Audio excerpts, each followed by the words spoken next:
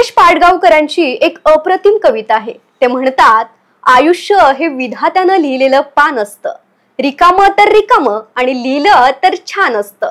शेवटचं पान मृत्यू आणि पहिलं पान जन्म असतं. मधली पानं आपणच भरायची, कारण तेच आपलं कर्म असतं.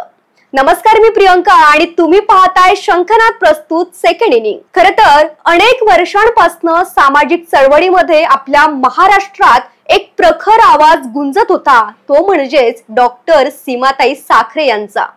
डॉक्टर सीमाताई साखरे यांनी आपलं संपूर्ण आयुष्य महिलांच्या हिंसाचाराविरुद्ध पेटून उठून त्यांच्यासाठी लढा दिला. खरं तर समाज, न्यायव्यवस्था, पोलीस, प्रशासन अशा चौफेर लढ्यात त्यांचा दृढ विश्वास होता.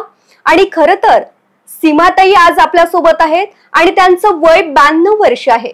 सीमाताईंच्या कार्याची ऊर्जा आणि त्यांच्यातील जीवनशैली, खरं तर या सगळ्या गोष्टींमधून त्यांच्याविषयी एक शब्द आठवतो की तो म्हणजेच त्यांच्यात एक धगधगती मशाल आपल्याला बघायला मिळते.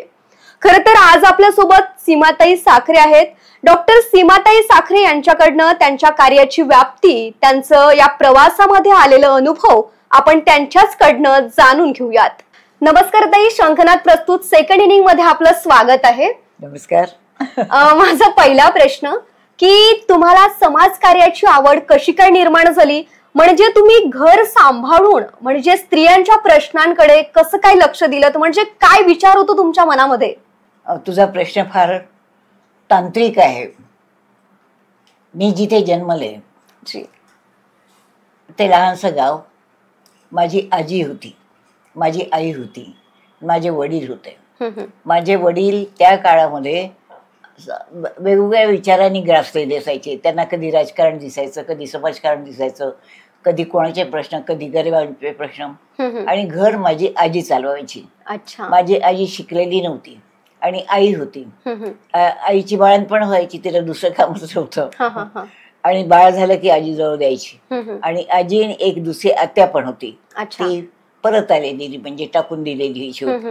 या घरामध्ये त्या बायका होत्या. तर माझी आजी ज्या पद्धतीने काम करायची, म्हणजे ती स्वतः डॉक्टर नव्हती पण डॉक्टरच्या पलीकडे बाळंतपण करायची. बाळंतीण हा हे त्यांनी ठेवलं होतं समोर की बाळंतीणीला गरज असते. त्याही कमलाताई मोठ्या घरातल्या आहेत, त्यांच्या घरामध्ये स्त्रिया अशा बाहेर पडून नव्हत्या. तेव्हा जेव्हा त्या विधवा झाल्या लवकर, तेव्हा म्हणाल्या मला आता विधवांची सेवा करायची. ते म्हणाले कशी करशील तू? मी पाहते ना, मातृसेवा संघामध्ये मी जाते. मातृसेवा संघामध्ये डॉक्टर वानकर आहेत. हो, त्यांना मी पाहिलंय काम करताना. त्या बाळंतिणीशी बोलताना ज्या पद्धतीने बोलतात, मला असं वाटतं त्यांची गुंतवणूक आहे. मला या कामामध्ये गुंतवणूक आहे की मी या बाळंतिणी बायका वेगळ्या असतात, आजारी वेगळे असतात, गरीब वेगळे असतात, पण या बाळंतिणीला बाळासह स्वीकारायचं आणि त्या बाळाची तिची सेवा करायची, हे जरा कठीण काम होतं. मी पाहिलेलं नव्हतं पण मी म्हटलं मला बाळंतिणीची सेवा करावीशी वाटते. तर त्यांचं घर मोठं होतं, बाईंचं बाहेर सगळे श्रीमंत लोक होते. तर त्या जेव्हा म्हणाल्या मला बाळंतिणीची सेवा करायची आहे, ते म्हणाले कसं करशील? आता मला असं वाटतं की तिला गरज आहे ना, तर मी फिरते जरा देशात आणि माझ्या विचारांच्या बायका मिळतात का पाहते. तर त्या निघाल्या, त्यांच्याजवळ ती साधनं होती आणि त्या प्रवास करत करत निघाल्या. तेव्हा कोण विधवा आहे ग, कोण टाकलेली आहे, कोण फेकलेली आहे, कोण बाळंतिणी, असं आपल्या मनामध्ये जो विचार आहे तो घेत घेत नोट्स काढायच्या, फिरल्या. आणि तिकडून आल्यानंतर त्या ब्राह्मण घरची विधवा होत्या, बालविधवा होत्या, म्हणजे त्यांच्या घरातली विधवा बाहेर जाऊन काम करेल असं नव्हतं. आल्या आणि म्हणाल्या मला बाळंतिणीची सेवा करायची, कशी करशील तू? त्या मला समजले आहेत. आता फक्त मातृसेवा संघ आहे ना, इथे डॉक्टर वानकर आहेत, आपले वानकर साहेब होते. वानकर साहेब शिंपी आहेत आणि बाई ब्राह्मण आहेत. तर बाई पण लवकर विधवा झाल्यात. विधवा झाल्यात तेव्हा घरातल्या लोकांना प्रश्न होता तर ही काय करेल? तर ती म्हणाली मला बाळंतिणीची सेवा करावी वाटत. कशी करशील तू? मी बघते. ते डॉक्टर वानकर आहेत, ते माझ्या ओळखीचे आहेत. बाईंचं आडनाव काहीतरी वेगळं होतं, त्या ब्राह्मण आहेत. तर मला ते स्त्रियांची सेवा करताना दिसतात. तेव्हा मला असं वाटतं हा पुरुष असून स्त्रियांची सेवा करतो. मी तर स्त्री आहे, मला स्त्री अधिक समजेल. म्हणून मी डॉक्टरांना म्हटलं, डॉक्टर साहेब मला तुमच्याबरोबर काम करावंसं वाटतं. अगं तू तर एवढ्या मोठ्या घरातली आहे, या घरातल्या स्त्रिया बाहेरसुद्धा नाहीत. तर मी म्हणाले कमलाताई कशा काम करतायत. कमलाताईंची गोष्ट वेगळी आहे. मग असं काही नाही, सगळ्याच बायका कमलाताईंच्या विचारांच्या येतात. मला कमलाताई माझ्यासमोर आदर्श आहेत. त्यांच्याजवळ काहीच नव्हतं, त्या विधवा होत्या. अच्छा. आणि जेव्हा म्हणाले की मला काहीतरी करावंसं वाटतं, तर ते घरचे लोक म्हणे काय, मी विधवांना भेटेन. त्यांना फिरण्याचं साधन बिधन घरच्या लोकांनी दिलं. त्या फिरायच्या, विधवांशी बोलायच्या. अच्छा. हा, आणि विधवांना समजून घ्यायच्या. मग म्हणाले मला विधवांची सेवा करायची आहे. तर ते म्हणाले इतकं सोपं नाही आहे ते. आता तुम्ही मला 2 खोल्या तर द्या, एकात बाळंतीण राहील, एकात मी राहील. अच्छा. हो, आणि बाकी मग तिथे ज्या तपासायला बायका येतात त्यांच्याशी मी बोलेन. म्हणजे खूप चॅलेंज होता. आणि त्यांच्या घरातली ब्राह्मण घरातली बाई बाळंतिणीची सेवा करायला आणि सगळ्या जातीच्या वगैरे हे कशात बसत नव्हतं. पण त्यांनी पक्क ठरवलं होतं की आपण बाळंतिणीची सेवा करू. एक बाळ त्यांनी जन्मलेलं पाहिलं होतं आणि त्यांनी हातात घेतलं. त्यांनी त्यांच्याकडे पाहिलं आणि दुसऱ्या क्षणाला त्यांनी डोळे भेटले. त्या म्हणाल्या अरे यांनी मला डोळा भरून पाहिलंय, आता मी त्याला डोळे भरून पाहिजे. अच्छा. हो. आणि मग डॉक्टर वानकर हे शिंपी आहेत, बाई ब्राह्मण होत्या. तर डॉक्टर वानकर तिथे यायचे. डॉक्टर वानकर सेवेकरताच प्रसिद्ध होते. अच्छा. सेवा. डॉक्टर वानकर हे त्यांच्या जातीतून आलेले, पण ती मार्ग काढत काढत त्या संस्था, ही संस्था 4 बायकांनी एकत्र येऊन केलेली आहे, विधवांनी. अच्छा. हो, त्या विधवा, एक बाई विधवा होती, ब्राह्मण विधवा.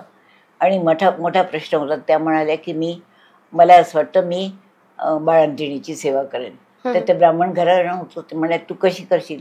नाही, करता येत ना, मी बाई आहे. त्यांना खूप आश्चर्य वाटलं, कारण बाळंतिणीची सेवा. मला तुम्ही 2 खोल्या तर द्या. ते म्हणाले आम्ही तुला 4 खोल्या देतो, पण तुला बायका कशा मिळतील बाळंतिणीची सेवा. बघते. अच्छा. आणि त्या प्रत्येक बाईशी बोलत होत्या, बाईला समजून घेत होत्या. अच्छा. म्हणजे खरं तर कमलाताई या तुमच्या कार्याची प्रेरणा आहेत. हो, अर्थात. मला सांगा की तुमच्या मनातील स्त्री कशी असायला हवी. नाही, कमलाताईपेक्षाही डॉक्टर वानकर पती. अच्छा. ज्यांनी काम केलं यांच्याकरता. कमलाताई ही समस्या आहे आणि डॉक्टर वानकर या समस्येला उत्तर शोधणार आहे. अच्छा. तुमच्या मनातील स्त्री कशी असायला हवी असं तुम्हाला वाटतं. तुमच्या मनातील स्त्री कशी असायला हवी. कशी असायला हवी जी. ती परावलंबी नसावी.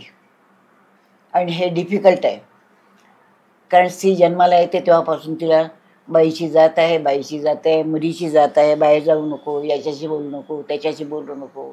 मुलीच्या शिक्षणाचा काय उपयोग आहे, तिला शाळेत घालून काय करायचं.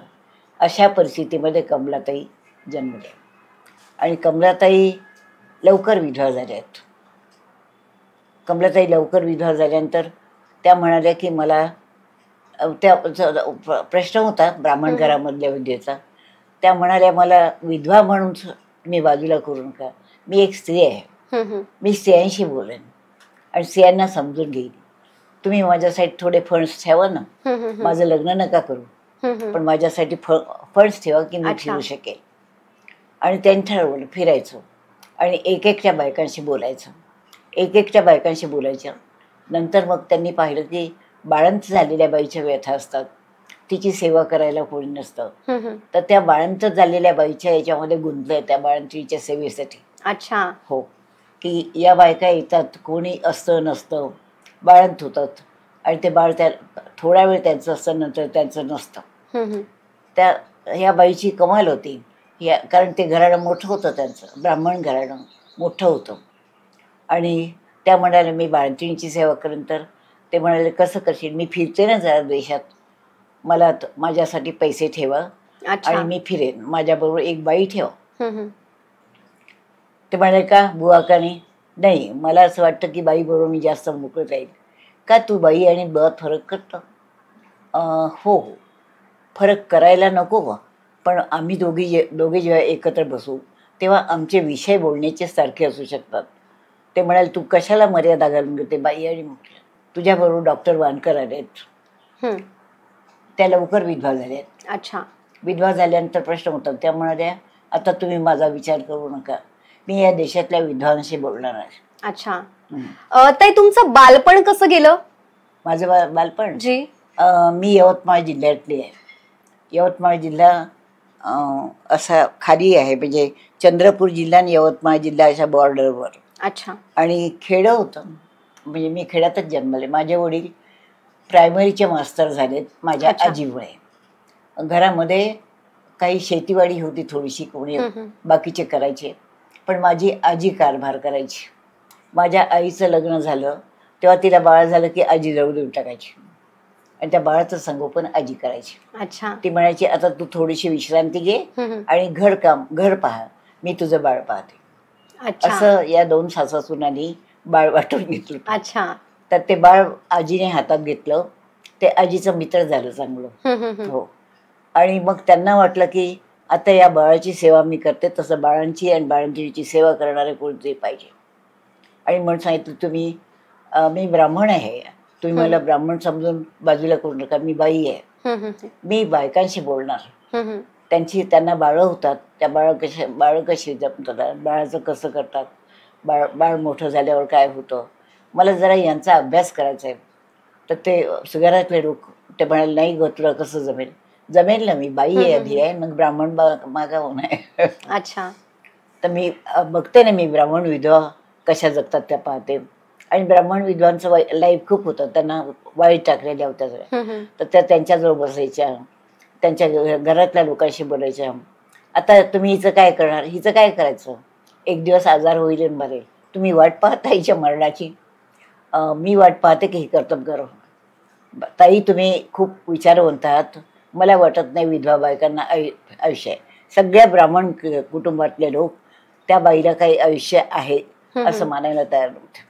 अच्छा. आणि कमलाताई स्वतः ब्राह्मण होत्या, विधवा होत्या, आणि त्यांना वाटायचं की मी माझ्या आयुष्याला अर्थ देऊ शकते, या बायका का देऊ शकणार नाही. अच्छा. म्हणजे त्यांनी आपल्या आयुष्याला एक नवा अर्थ दिलेला आहे त्यांच्या सामाजिक कार्यातून. हो. ते राज्य सरकार असो की आपली भारतीय सरकार, म्हणजे महिलांच्या सक्षमीकरणासाठी अनेक उपक्रम राबवित आहे. तर कोणतं ठोस पाऊल सरकारनं उचलायला हवं असं आपल्याला वाटतं महिलांच्या सक्षमीकरणासाठी? त्यांच्यामध्ये आधी कॉन्फिडन्स आणणं की माझ्या आयुष्याला अर्थ आहे, मी अर्थपूर्ण जगू शकते. मी कमी शिकलेली असले तरी मी कमी शिक्षणावरती बायकांशी बोलू शकते.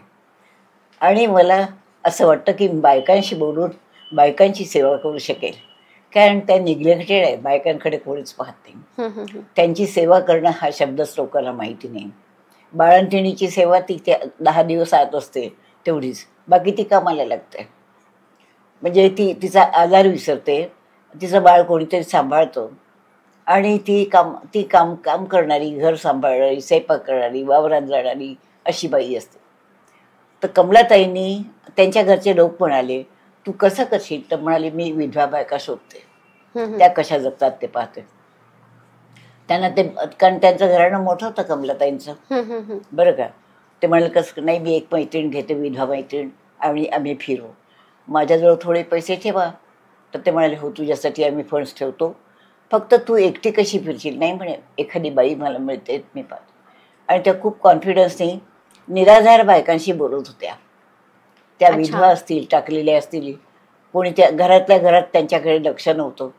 लग्न झालं, विधवा झाली की मग त्या बाईची किंमतच कमी व्हायची, म्हणून त्यांचं लक्ष विधवांकडे गेलं की या कशा जगत असतील. म्हणजे खरं तर महिलांमध्ये आत्मविश्वास असणं फार गरजेचं आहे. हो, आत्मविश्वास. हो. मला सांगा की न्याय व्यवस्थेवर आपला विश्वास आहे का? न्याय व्यवस्था म्हणजे कोणती? म्हणजे महिलांसाठी जे न्याय दिलं जातं, जसं बलात्कार असो की मग कोणत्याही महिलांचं वर झालेले हिंसाचार, तर त्यासाठी अनेक प्रकरण आहेत जे अजूनही लांबणीवर चाललेले आहेत, त्याचा निकाल अजूनपर्यंत लागलेला नाहीये, आणि निकाल लागलाय तरी खूप वर्षानंतर लागतो. तर याबद्दल आपलं काय मत आहे? नाही, न्याय व्यवस्था ही कोणा एकाच्या हातात नाही.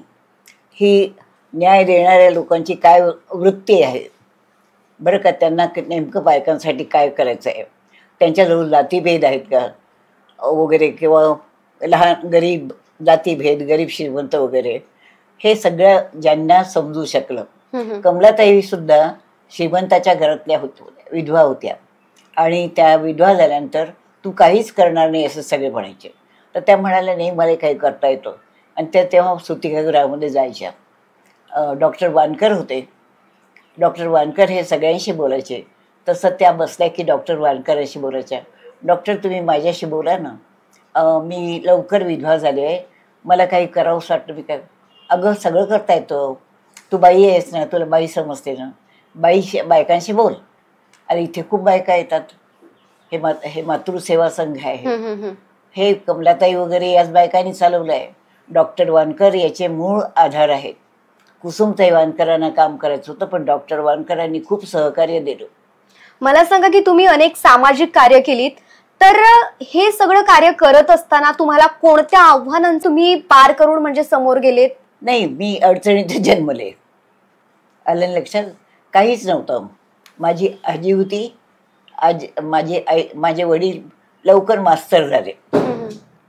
यवतमाळ जिल्ह्यामध्ये अगदी टोकाचं ती नदी होती तिथे.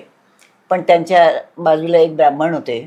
ते म्हणाले अरे तुझे आजोबा हे होते, शिक्षक होते, मग त्याच्यानंतर तुम्ही सोडलं, तू जरा शिकवायला सुरुवात करतो का? म्हणजे मी कुठे जाऊ, माझ्या शाळेमध्ये ये, मी तुला शिकवायला.